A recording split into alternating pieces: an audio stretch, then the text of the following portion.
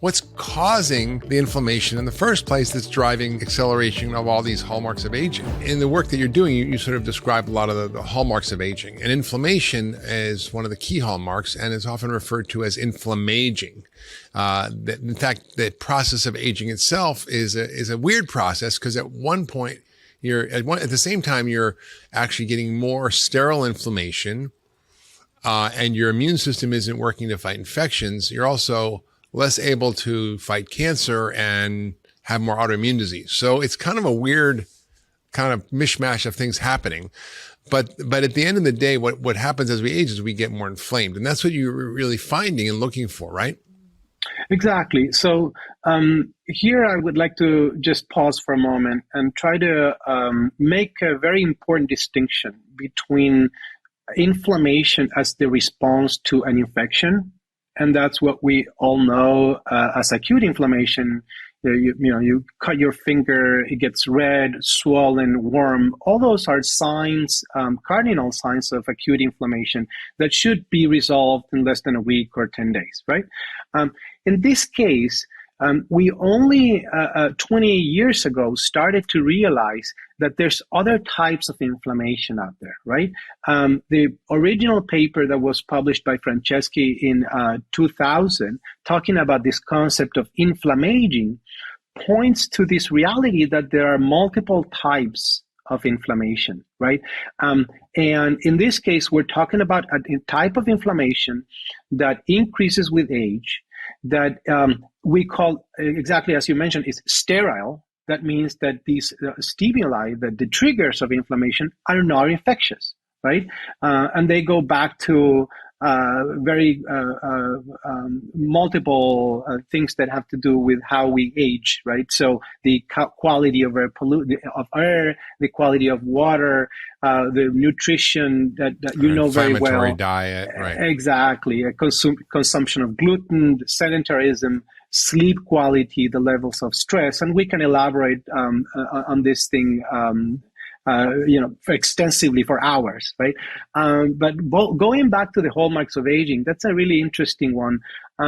These are hallmarks of aging are found for the most part in animal models. And so we're testing these hallmarks of aging as I speak, right? Mostly using worms and flies and mice. So the classical telomere shortening and genomic instability and disruption in different intracellular communication, all these things are actually driven by systemic chronic inflammation. Yes, right? yes. And there's more than 5,000 papers showing that every single one of the hallmarks of aging are driven by elevated systemic chronic inflammations in the body as a response to multiple triggers that have to do with how we treat our bodies. Yeah. So it's almost like the final common pathway, right? When you look at the hallmarks of aging, and I was going deep into this in my book, mitochondrial damage, changes to our proteins that are damaged, the changes in nutrient sensing pathways around insulin and protein and mTOR and AMPK and all these different pathways, the epigenetic changes, the genomic instability, as you mentioned. I sort of added an extra one, the microbiome. I think that's a degradation of the microbiome. I think could be even an important additional hallmark of aging. But like you said, all of them are worsened and made worse by inflammation. So the inflammation can both accelerate these, but also these problems can accelerate inflammation. So for example, disordered nutrient sensing, when you have inflammation from eating sugar, then that's going to drive problems with insulin sensing pathways, and then you end up with more inflammation. So it's kind of this big mishmash of everything that ends up with lots of inflammation. That's absolutely right. And oftentimes I get asked this question, what goes first? Is it inflammation or is it the other hallmarks of aging? And it's both, right? As we age, we are exposed to multiple different inflammatory triggers that cause cellular senescence, as you know as well. It's a very important hallmark of aging. We have zombie found cells. that We call them zombie cells. These cells that just don't zombie die, cells, exactly. And they produce all these inflammatory products that go around just creating a wildfire, like a wildfire throughout your body that accelerate aging even more. It's like, and then they don't die and they just keep producing, making other cells, zombie cells. And it's just a nightmare. Exactly.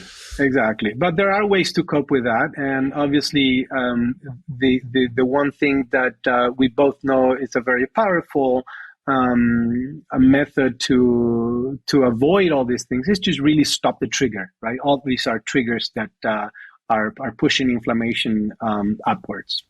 Well, this is really an important thing, because as I began to do the science investigation and look at these hallmarks of aging and look at the research on longevity in a little more detail, it kind of occurred to me that the researchers in a way are stopping short. They're going, okay, these are the hallmarks of aging. These are the things that go wrong. Let's fix these things.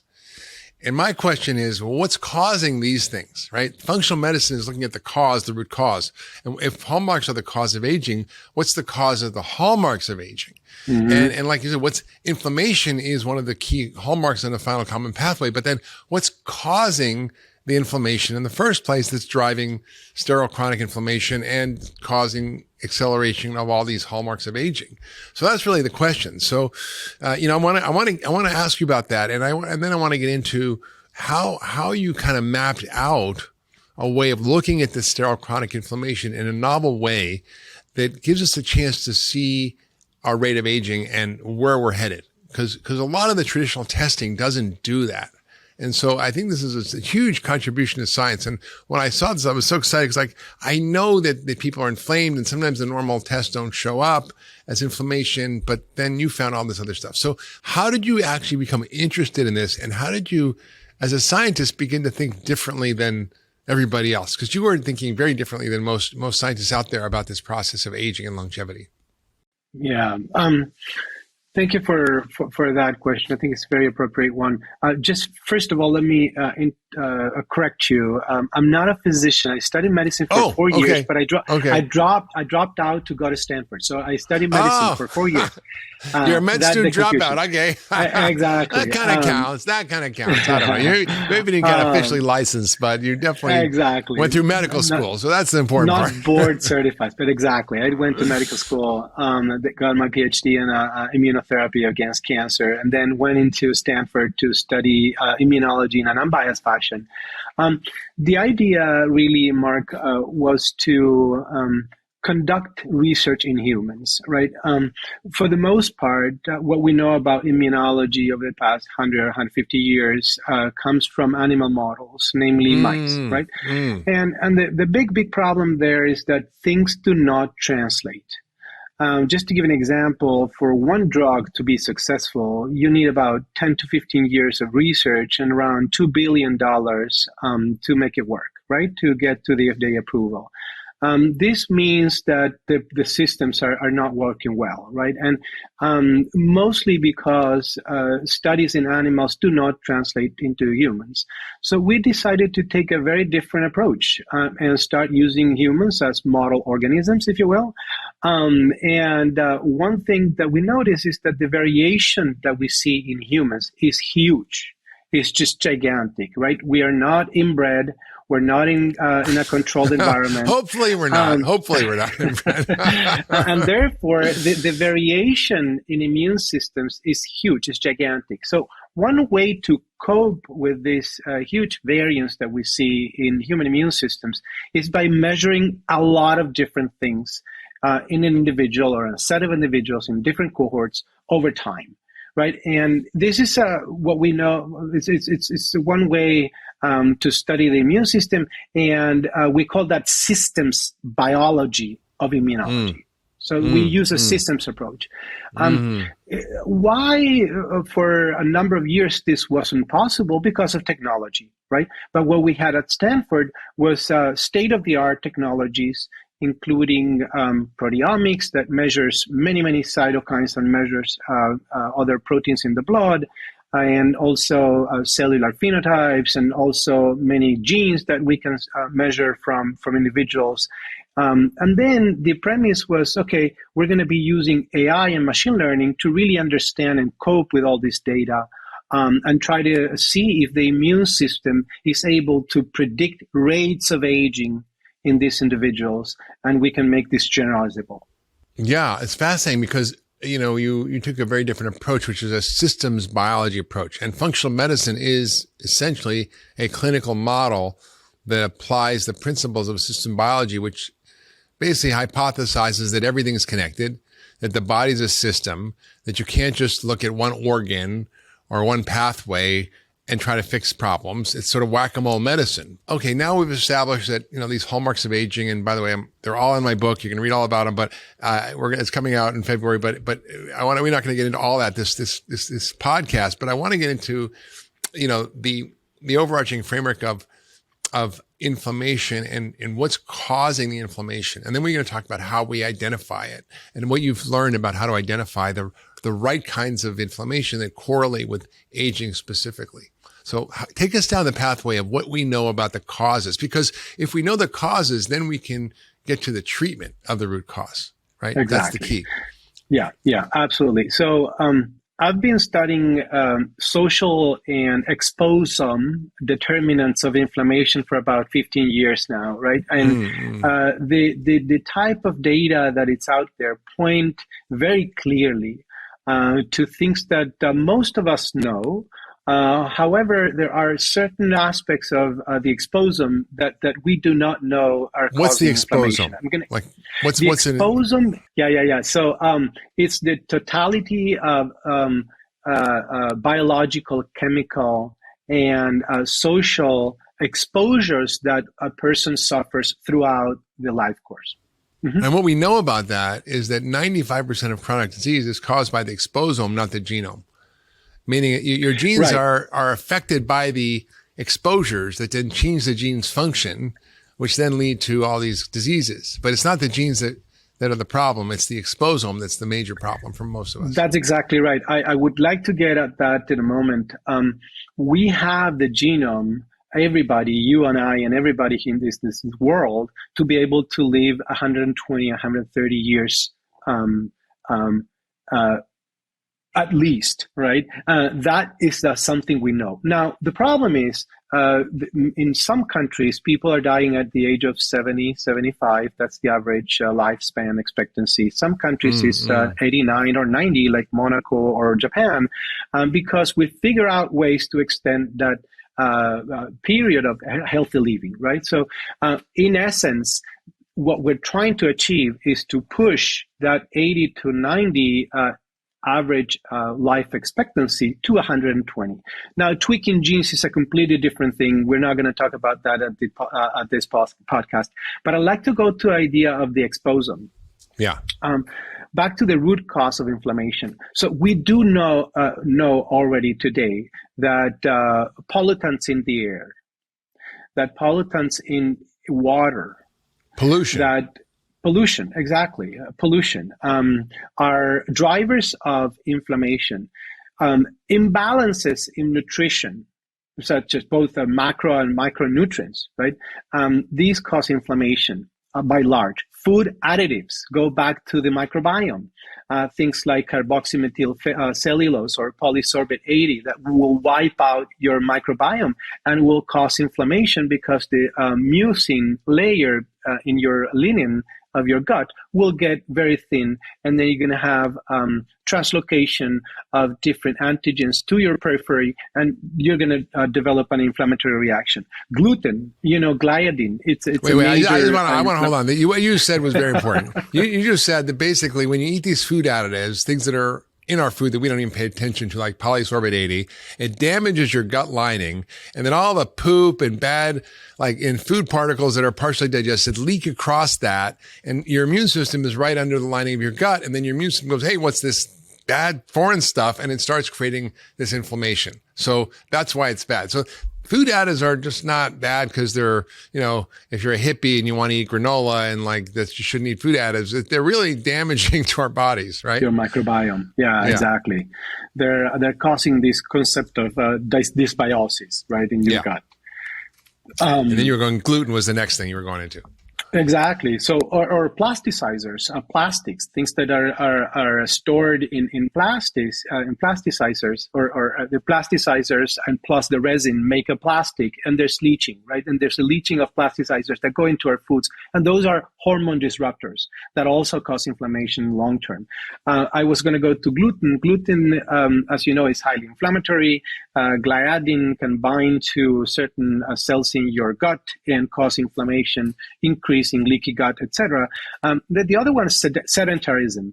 As you very well are aware, if we're sitting in a chair, we're developing an inflammatory reaction, and that it's a perfect correlation between the time the time sitting in a chair and mortality. There's almost a perfect correlation between those two. Sleep quality, there's disruption in our circadian rhythm, social stress.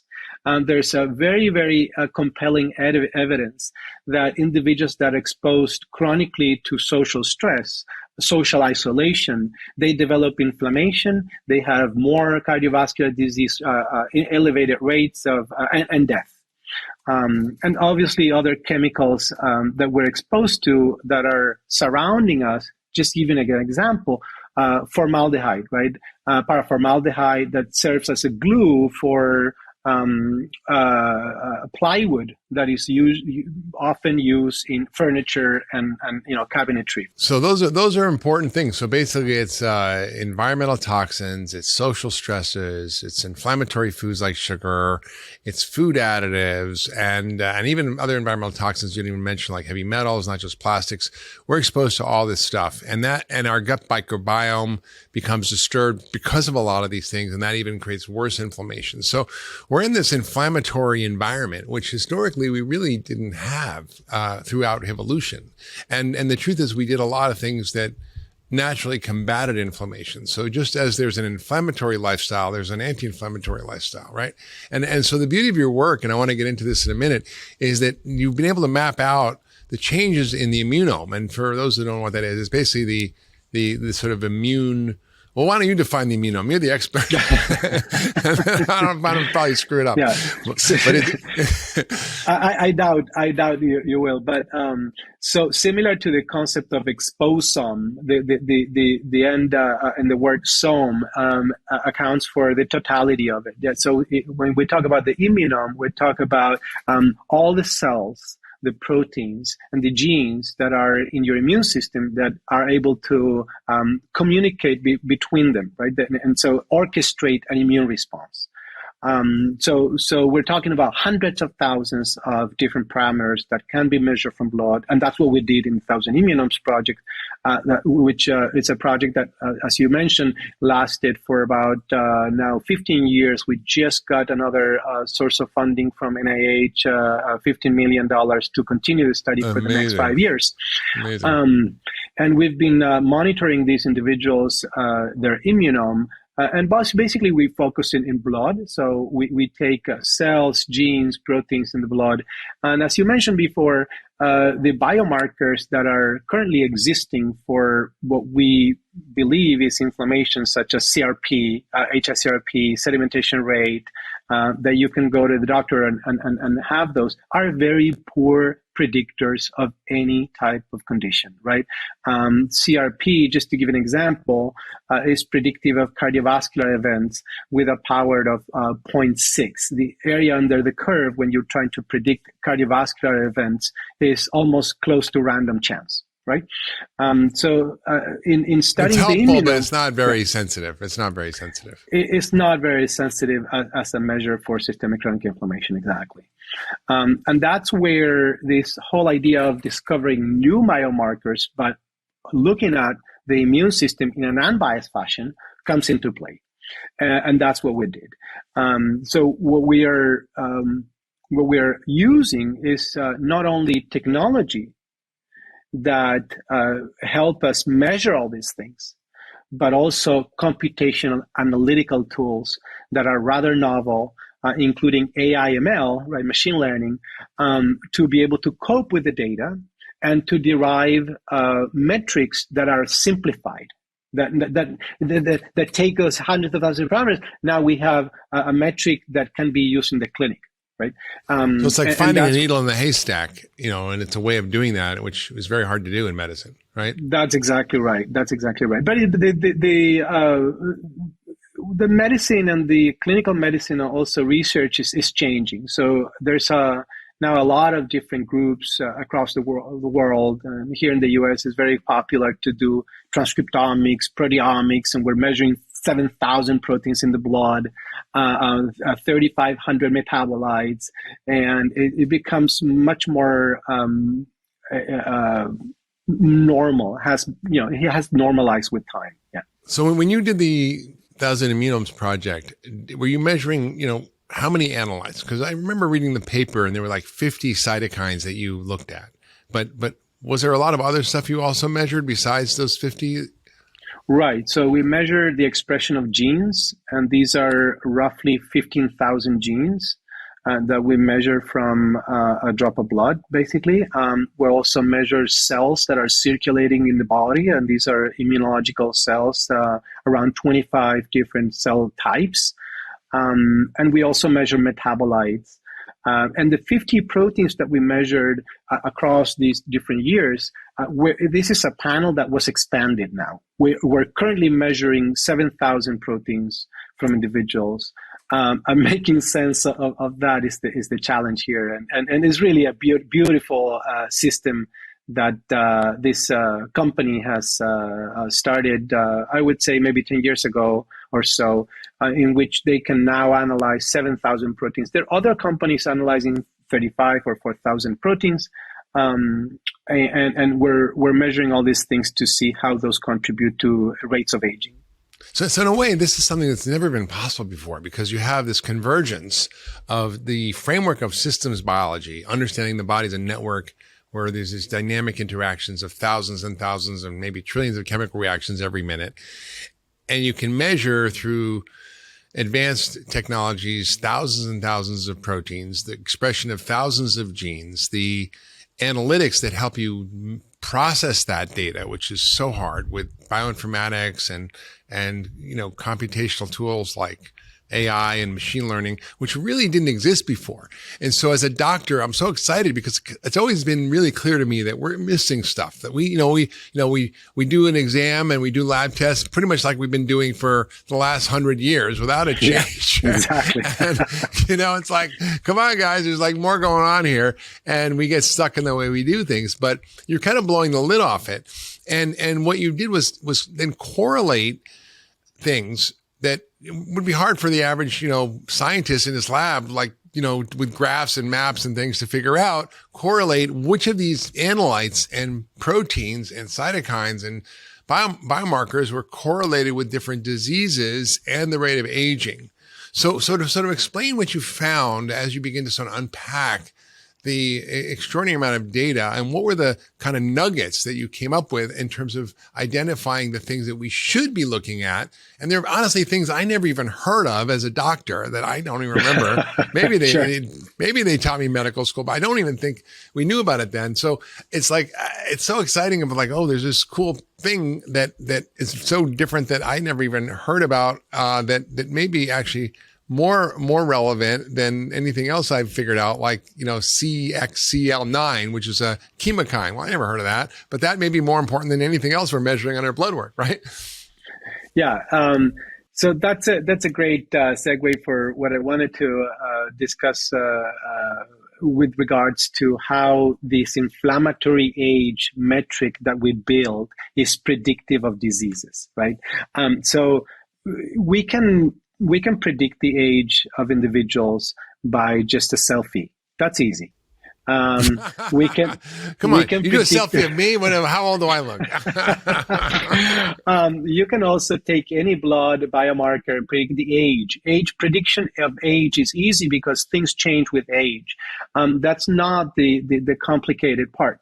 The interesting part is once you take these immune biomarkers and try to predict the age of individuals. So you, in essence, are you generating a clock, a biological clock, a new clock of aging. And this is an inflammatory clock because we're looking at the immune system and inflammation as our source of data. So we build that inflammatory clock.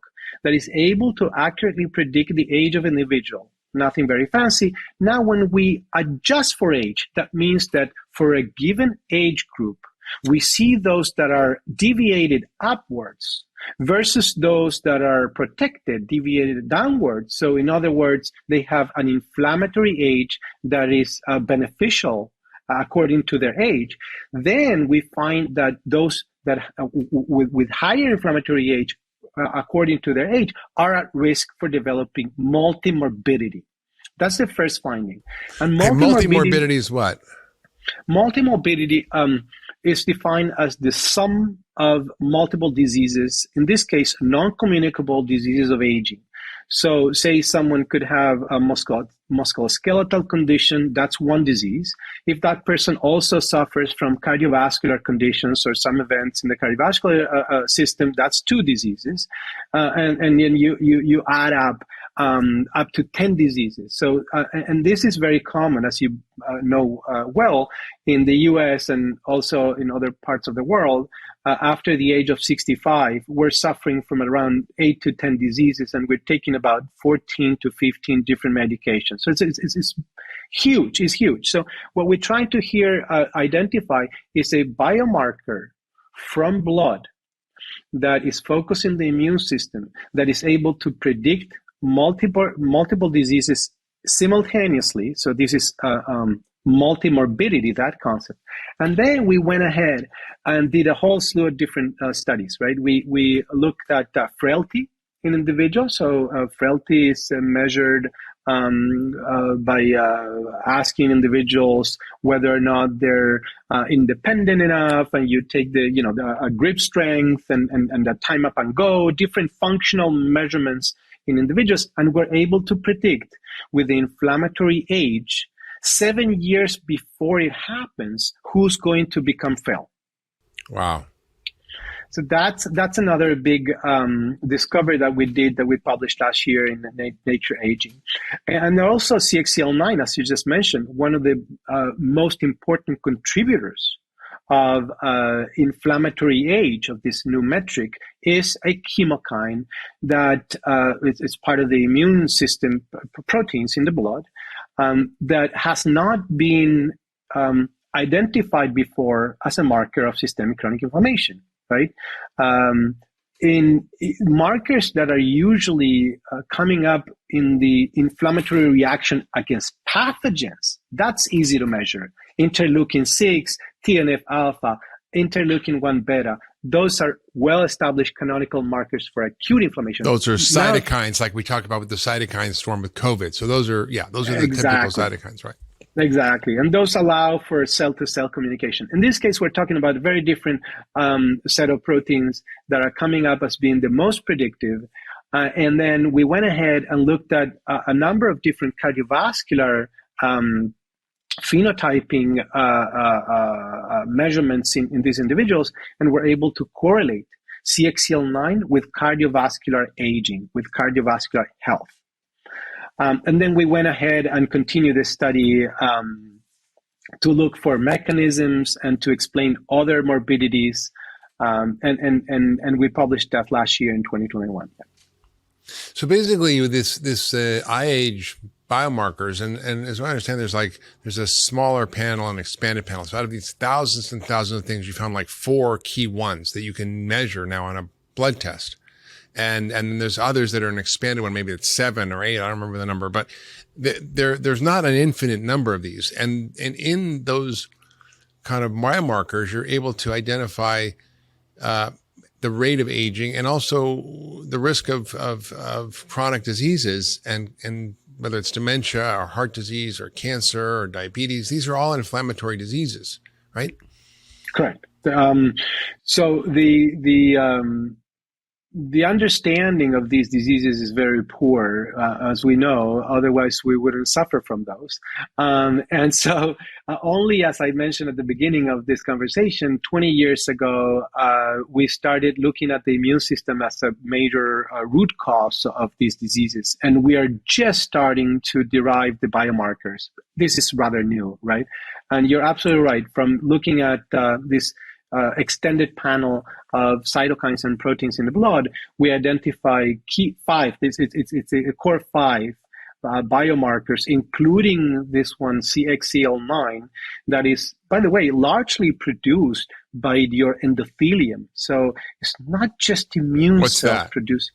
The endothelium is the cells that are making up your vessels, right? They're lining your blood vessels. Exactly, your blood vessels, lining of your blood vessels, and that those cells can become inflammatory. So when you get older and we treat our bodies in different ways, those cells become senescent and they start producing CXCL9, and then you have all these downstream effects that we just mentioned a few minutes ago. Mm. And so what are these cytokines and chemokines? What are they doing? Like, how are they accelerating aging? And are they the cause of heart disease? Are they the cause of dementia? Are they just correlated with them?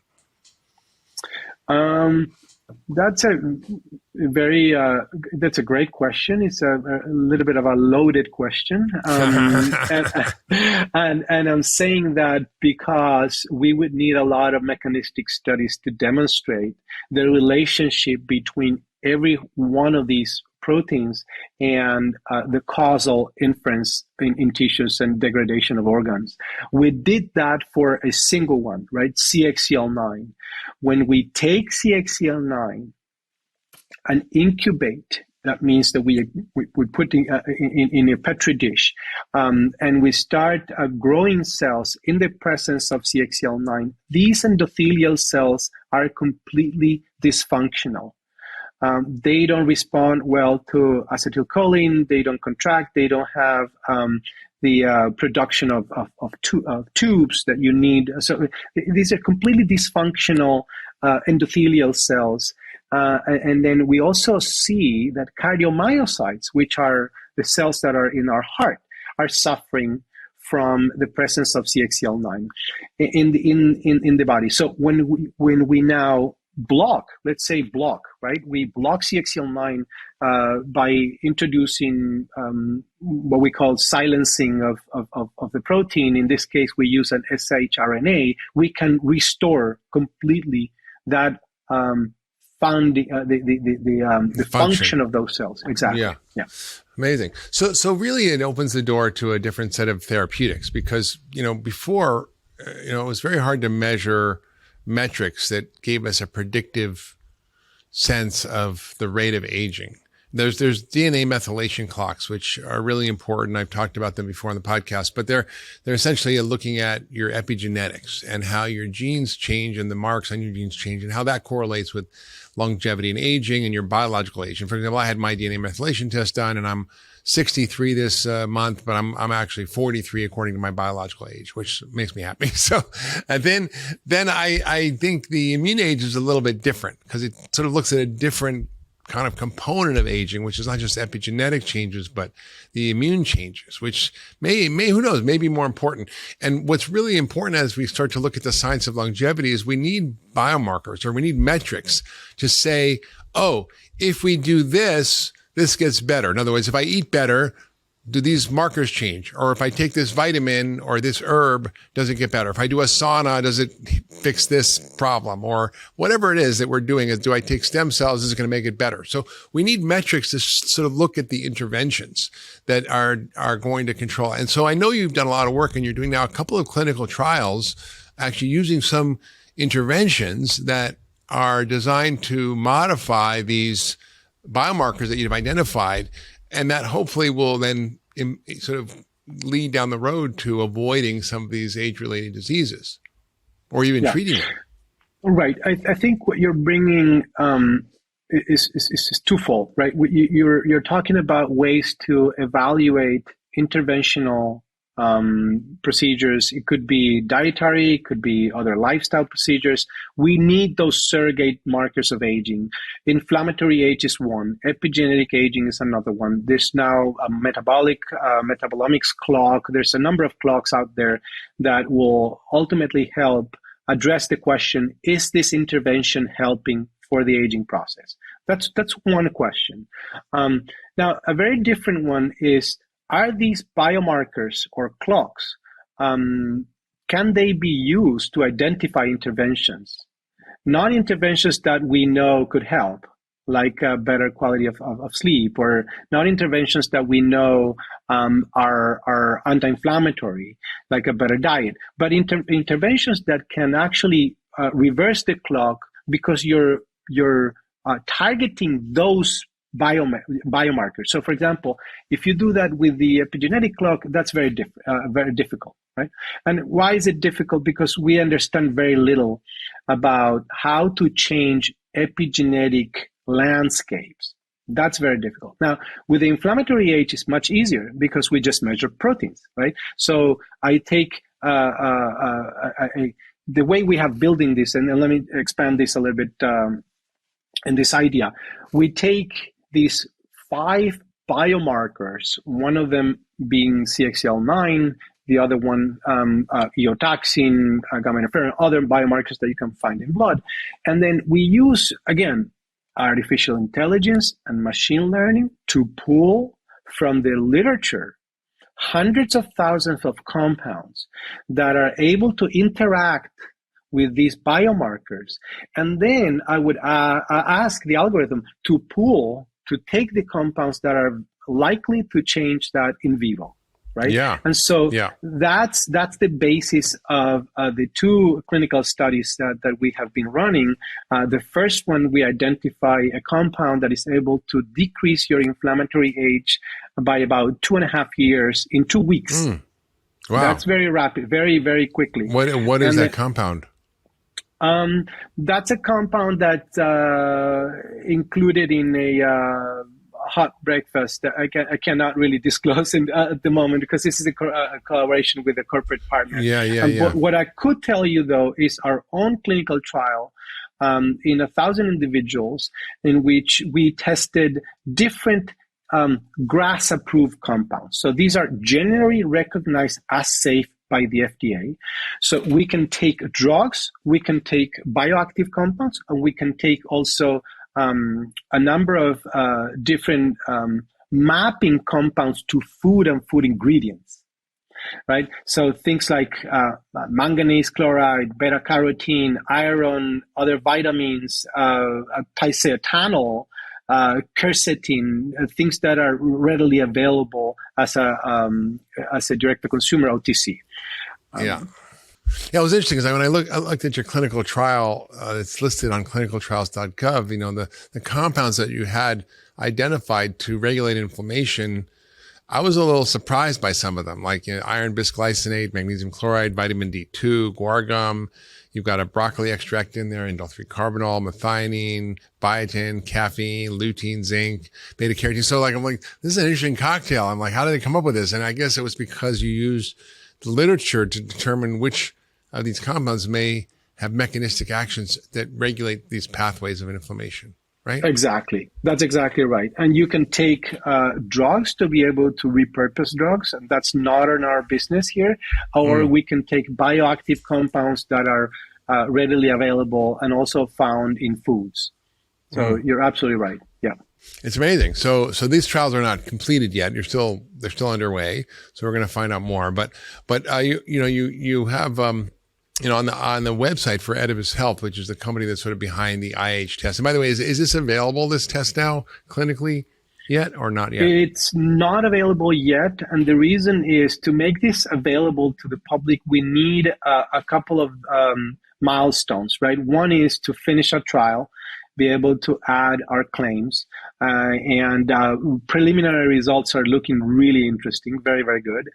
So I'm very happy for that. And we also need a CLIA accreditation. And this is particularly for labs that are taking clinical samples. So we cannot go to market quite yet until we have a CLIA certification in our labs. So that's part of the undergoing process in the market. Yeah. So I know we had lunch right as COVID was starting in March of 2020, and you were telling me about this, and I was like, wait a minute, it's 2+ years ago already. Let's go. I'm waiting.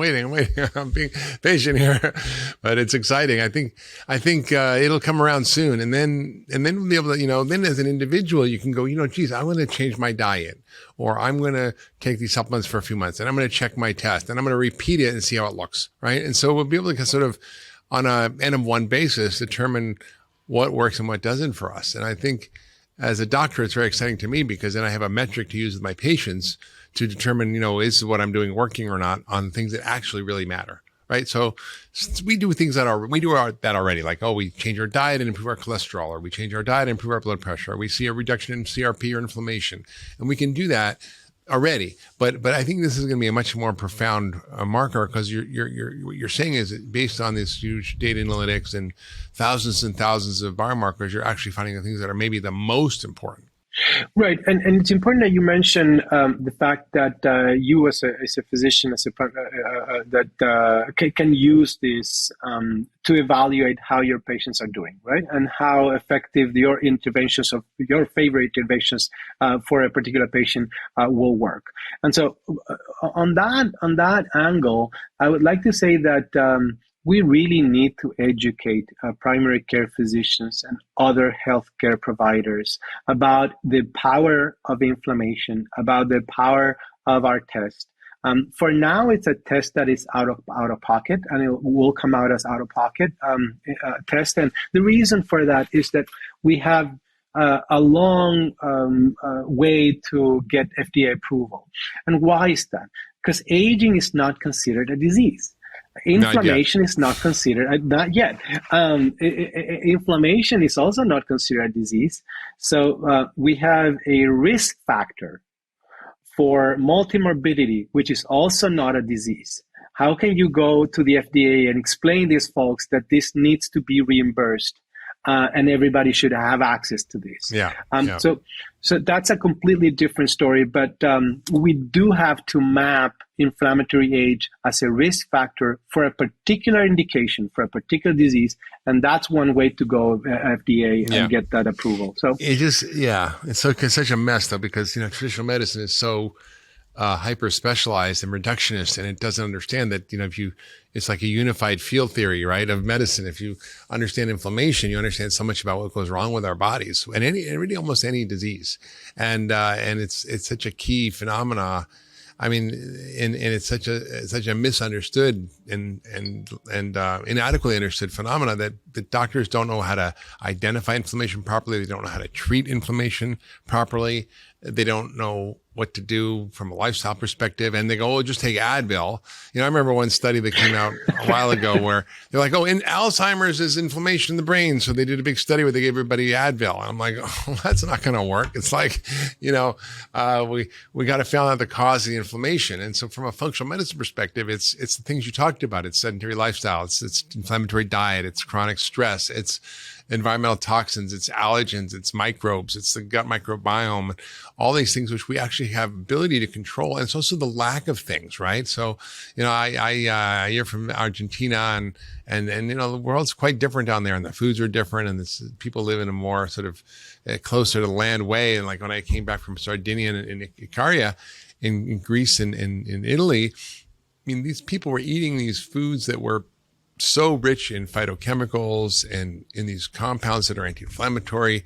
They didn't even know they were doing it, right? They don't know that if they have this wild sage tea every day for breakfast, because that's what's growing in their field, that it's full of these catechins that in fact modify NF-kappa B and regulate gene expression of inflammatory cytokines and blah, blah, blah. They don't know any of that. They just drink the stuff because it tastes good. So, but we've gotten so far away from that. And yet, what's exciting is, you're starting to kind of look at these interventions, which are relatively low cost, which are relatively accessible to most people. Like it's what you eat, it's how much you exercise, it's how you sleep, it's how you manage stress, it's including some phytochemicals in your diet, maybe a few supplements. And these are the kinds of things that you're looking at, because I think you realize, and it's exciting to me to kind of hear the way you're thinking about it, is that it's not like, oh, we're going to find the drug to, change your immune age. It's like, that's just not a sensible way to think about it, because it's not one pathway. There's all these inputs that you have to modify in order to actually allow yourself to age well and to not only, prevent disease, but to reverse your biological age. So the good example that you have given on taking Advil to combat inflammation for Alzheimer's is a poster child. That it's perfect, because not only this will not work, but also you would wipe out your microbiome, and in the long term, Advil will cause probably more chronic inflammation. So it's kidney not failure just and leaky exactly. gut and ulcers and why are we bleeding. But the hope here is that more and more primary care physicians and functional medicine physicians are realizing the importance of inflammation, the important part of using this systems approach, right? We can't treat one disease. You're going to have another disease. What happens if currently you stop today, you cure cancer in the entire population worldwide? You only extend the lifespan of the humanity by 1.5 years, right? We know that because you have all the diseases, and that's where it's important. When things so the are war on changing, cancer doesn't make sense, right? The moonshot for cancer, it should be the moonshot for the root causes of disease, right? Of many diseases, exactly. and we know now that that's possible. And let me tell you something really interesting that's happening in France. I'm collaborating with a group in Toulouse, and the WHO, very recently, in July of this year, has included in the ICD-11, the classification for diseases, a decline in intrinsic capacity as a disease. Yeah, okay? Aging. So it's not aging, right? Because we can't talk about aging as a disease. That causes a lot of social and political issues. And I think we're talking now about the decline in intrinsic capacity. It would be something similar to aging, right? But that's very good news, because if we now can map or correlate inflammation with that decline in intrinsic capacity, we can present this to the FDA and make it available for everybody, right? And so the French system is really interesting what's happening.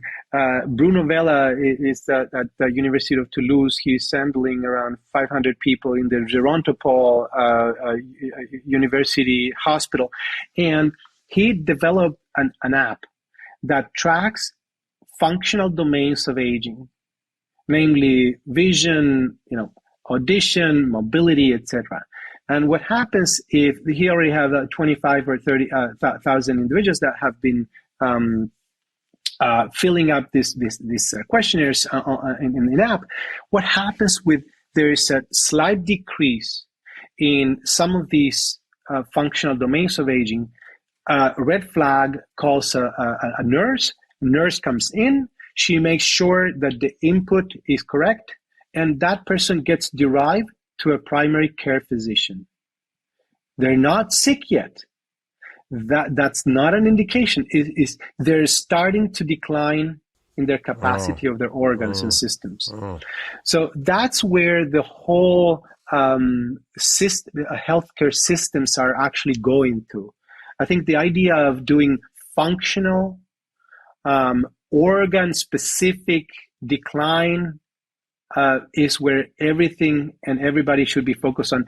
We now have a clock of different organs. That's a completely separate story, but we're trying to define from a single drop of blood how or where you, Mark, where are you in terms of your internal organs? Is it your liver maybe going a little bit off? Maybe my cardiovascular system is off as opposed to my liver. So everything is pointing to functional and to personalized precision health using these different domains. So the IH test is going to help us map that, right? That's And exactly right. you think you're going to be adding more biomarkers to that test, or is there going to be another kind of framework to look at biological aging, as you start to learn more, because you're constantly learning, right? So aside from the product that we have, inflammatory age, which is these 5 core proteins, we're measuring on the back thousands of them, right? So imagine we don't have a large population, ethnically diverse so far. Right, so the study was run at Stanford, Palo Alto individuals, very specific population there, and we're expanding this to African Americans, to Indians, to Japanese population. So more biomarkers will be added for absolutely, no question about it. One of the things I thought was fascinating about your study was that you had a bunch of people who got very old. Like there were like 19 people who got to 99 or more. What did you learn from that group? So this is a centenarian group that we obtained in collaboration with University of Bologna in Italy. So they get to be centenarians, right? A lot of fish, a lot of walking, good quality of lives. And so what we learned was that the pasta bolognese, right? I would avoid that one. But the linguine. But what we did learn when we did in that population, we measured 1,300 proteins, and we derived inflammatory age, and we compared with older adults, 70 to 80 years old, and it turns out that their inflammatory age in this very older individuals, centenarians, I'm saying, it's very, very low as compared to the calendar age. So on average, 40 years below their calendar age. Wow. That means that for so assuming that when you look at their eye age test, they were 40 years younger. So if they were 100, exactly. They were like 60. On average. There's some individuals that is closer to their own age, and some of them, there's one outlier, very interesting outlier, super healthy. He's never seen a doctor, 105-year-old. He looks like a 25-year-old kid. So we're talking about 80 years below his calendar. Oh, you mean not he looks like it, his blood work looked like he was 25. Exactly. Yes. It's like maybe he got a birthday wrong there. No. I'm referring to his inflammatory age. Was 80 years below his calendar age, and he's doing extremely well and still alive. Incredible. Yeah. And so you found basically that was there anything unique about these people besides their lower levels of these inflammatory compounds in the IH study? Not in our study. We didn't look in detail, but we know that the microbiome of centenarians is very particular, that the immune system is also particular with a very high levels of CD4 naive cells, which usually they exhaust with time. So it looks like they do have a constellation of biomarkers that are associated with immune system function that looks much younger than their chronological age. Wow. That's quite amazing. And were there any characteristics of their lifestyle, their habits, what they did that were different besides living in Bologna? Or were these we were all in Bologna, right? Or were these all? We couldn't have access to additional information. This is a collaboration that we just had the samples, the blood samples, and we ran our studies. And what we do see though is that when you do metabolomics, and metabolomics measures around 4,000 metabolites from blood that can inform what you're eating, actually, right? So the quality of the nutrition. We do see that they have. Yes, we did. Yeah. What did you find? Well, we do see a very favorable phenotype in the metabolomics. So the metabolomics clock that we built is actually much more beneficial in these individuals that in younger counterparts that are still older, like 70 to 80 years old. So this metabolic clock is a measurement of the metabolites in the blood that are related to what they're eating or related to what? Yeah. So it's yet another clock of aging. So you take metabolomics in large cohorts and you're trying to predict a chronological age. And after you do so, you look at which metabolites are more informative, and then you map that to back to foods. Yes. So we can actually predict what you were eating yesterday, say, um, based on Yeah. that metabolomic clock. And did you see any things that they were eating that were unique or different in that group? Mostly fish derivatives. Yeah, fish derivatives. Yeah, Interesting. Yeah. yeah. Not surprising though. No. Well, omega-3 fats and, selenium Exactly. and iodine All and those are there. protein and yeah, interesting. I mean, I did my metabolomics once and it was shocking actually. and it made me change a few things. So I found that I had these oxidized byproducts of olive oil because at the time, this was years ago, I was using olive oil to cook, like not just on my salad dressing. And they were basically oxidized, damaged olive oil compounds, which the olive oil is healthy, but when you heat it up too high a temperature, it oxidizes. So I was actually harming myself by having cooked olive oil. And I didn't notice that, Completely. And it was, so it was interesting. So I think what's so exciting is that, people listening, there's this whole new world emerging in medicine that you're really not getting in the clinic that is able to sort of look at massive amounts of data from things that, we never even looked at all in medicine clinically. I mean, there are thousands and thousands of compounds in our blood, tens of thousands of genes that are doing all sorts of things, our epigenetics, our immune system, our microbiome. I mean, that's a whole nother can of worms of what's in there, which is even far greater than our own genome. There's probably 100 to 400 times the amount of genes in our microbiome than there are our own genes. So they're all producing proteins and metabolites. We're absorbing them. They're doing stuff. It's like this incredible ecosystem soup. And so what's exciting about people like David and Dr. Furman, I mean, is that they're actually able to start to make sense of all this kind of stuff that has been hidden below the surface and now is becoming revealed and guiding us into ways of changing our practice of medicine, our diagnostics, and our ability to change our therapies and then measure how our therapies are working in ways that are much more relevant than what we're doing today. Would you say that's fair? It's absolutely fair. And we owe this to technology, right? Technology has enabled all this to happen. We can now measure what we measure because we have advances in technology. We also have advances in computing power, and that's very, very important. When 10 or 15 years ago, just to run a script that may involve 1,000 people and 50,000 features, it could take a day. Now it's taking milliseconds, right? So both at the analytical standpoint in terms of lab, but also at the computational standpoint, technology has evolved, and we're using that at large to try to resolve this issue of inflammation that drives aging. So we know that today, we have mapped that out, and we're continuing to do so.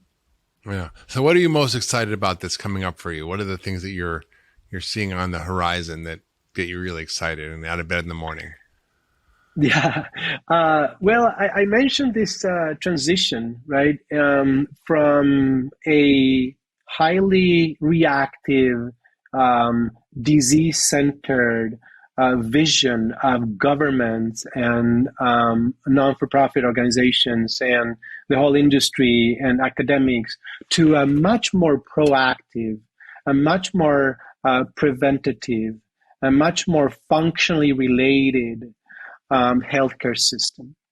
That is something that I think I'm personally feel like I'm involved in this. I'm taking part of this change, and I'm very excited for this huge change that is very positive for humanity, obviously. It's so exciting. It just reminds me of this patient I had years ago. We came in, his blood sugar was like 110, which is pretty much in the almost diabetic stage, like pre-diabetic. Diabetes is like 126. And I said, gee, did you see your doctor about this? And what did he say? And he says, well, yeah, he said, he saw it. And he said, I said, what did he say? He said, well, he said, watch it until it gets to be, diabetes, and then we'll treat it with a medication. And I was like, oh, God. you know? Oh, yeah. And I think this is the opposite of that. It's like before even you have a symptom, before even a disease manifests, before even you can pick it up on most lab work, we're going to be able to almost like sort of Star Trek, use a tricorder and kind of figure out what's going on, run it through, this incredible computational abilities that are emerging, that we haven't even seen yet, like quantum computing, which allows us to just crunch enormous amounts of data. I mean, each one of each one of us human beings has literally gigabytes, terabytes of data in us, literally all the time, like trillions of reactions. And it's just beyond the capacity of the human mind to even start to process or think about. But when you start to combine these technologies with the emerging science of systems biology and the work that, you're doing at Stanford, and, there's a lot of other people doing this in other domains and in medicine, and it's all coming together. So the medicine that we see today is really, I would say it's like, we're going to look back and go, God, this is like bloodletting or leeches, or, and I think we're in this incredible moment. If you love that last video, you're going to love the next one. Check it out here. One of the primary defects, I believe, all of these issues really start to begin in skeletal muscle decades before. Decades before we start to see elevations in blood sugar, decades before we start to see issues with insulin resistance, because